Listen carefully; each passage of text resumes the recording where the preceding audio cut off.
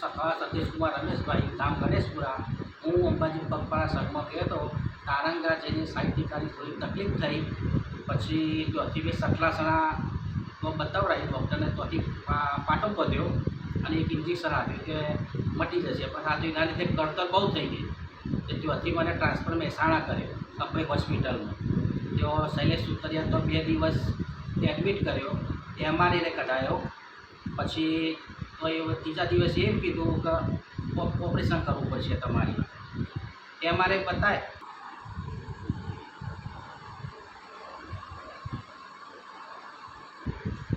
Operation કરવું પડશે.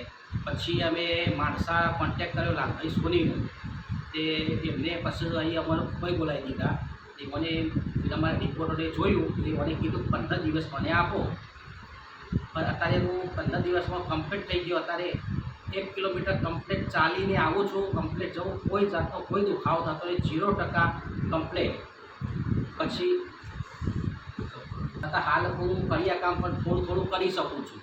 અને જે કોઈ બીને સાયટિકા પછી લખવાની અસર હોય, પેરેલાઇઝ હોય, તો નસ દબાતી હોય તો લાલભાઈ સોનીનો કોન્ટેક્ટ કરવો. નીચે લિંકમાં નંબર આપેલો છે.